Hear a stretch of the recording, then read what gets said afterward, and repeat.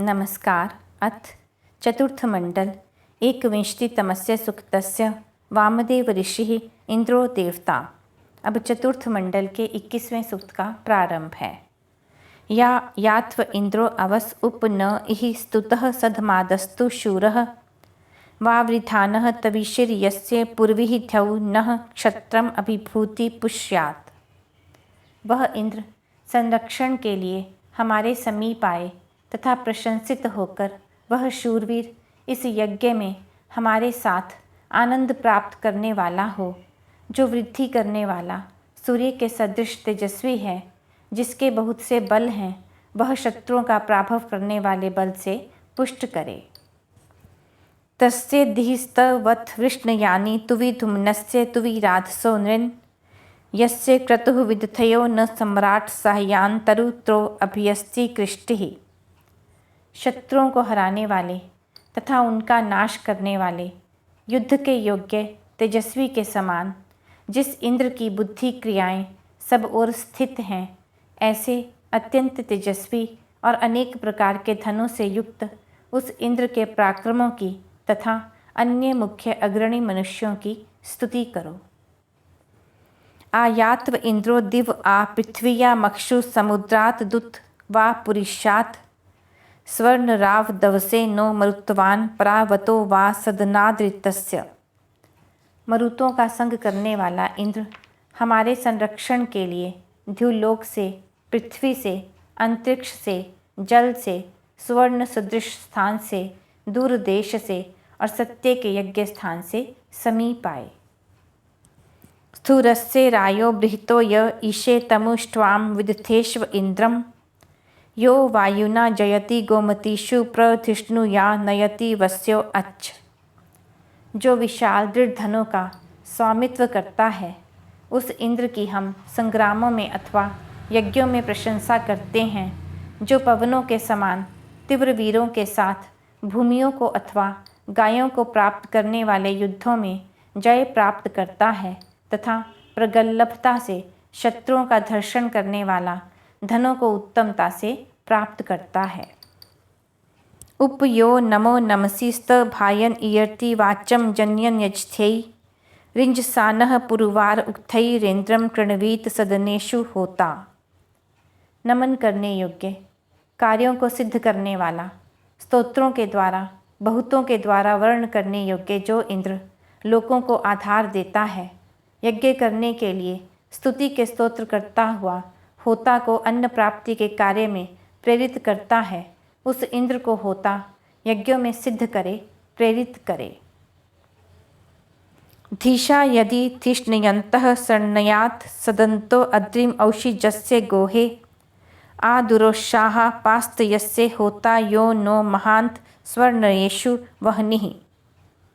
जब बुद्धिपूर्वक स्तुति करने वाले, सन्मार्ग को प्राप्त होने वाले, निवास करते हुए अथवा स्थित हुए उशिज की संतान के यज्ञ गृह में ऐश्वर्यों के दाता को बुलाया जाता है, तब हमें युद्धों में पार पहुंचाने वाला महान तथा शत्रुओं पर भयंकर क्रोध करने वाला होता को यज्ञ में प्राप्त होता है।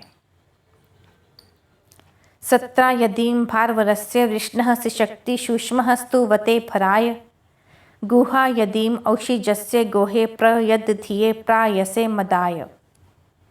जब हम ऐश्वर्यों के स्वामी को प्रजा के पालन करने हेतु यज्ञ में तथा कामना करने वाले उशिज के यज्ञ में बुद्धि के लिए, शत्रु के पराभव के लिए तथा आनंद के लिए बलवर्धक सोम से सींचते हैं, तब वह भरण पोषण के लिए स्तुति करने वाले के लिए गुहा में रखे हुए धन को देता है। वि यद्वरांसि पर्वतस्य वृण्वे पयोभिः जिन्वे अपां जवांसि विदद गौरस्य गवयस्य गोहे यदि वाजाय सुधियो वहन्ति। जब पर्वतों के शिखरों के सदृश ऊंचे मेघों से जल प्रवाहित होते हैं, तब नदियाँ जलों से पूर्ण हो वेग से बहती हैं, सर्वत्र धन धान्य से शोभित होते हैं। बुद्धिमान जन यज्ञशाला में अन्न को ले जाते हैं, सबको सुखी करते हैं। भद्रा ते हस्तासु कृतोत्पाणि प्रयन तारास्तु वते राध इंद्र का ते निशक्ति कुमु नो ममत्सि किम नो दूदु हर्षसे दातवा उ। हे इंद्र, आपके हाथ कल्याण करने वाले हैं और हाथ हथेलियाँ उत्तम क्रियाओं को करने वाली हैं। स्तुति करने वाले के लिए धनों को प्रदान करने वाली हैं। आप कहाँ स्थित होते हो? आप हमें आनंदित क्यों नहीं करते और दान देते हुए हर्षित क्यों नहीं होते? जहाँ सत्य क्रियाएं होती हैं वहीं धन ऐश्वर्य रहता है। जो अन्न धन का दान करता है, शिक्षित वाणियों को बोलता है, वहीं आनंदित रहता है।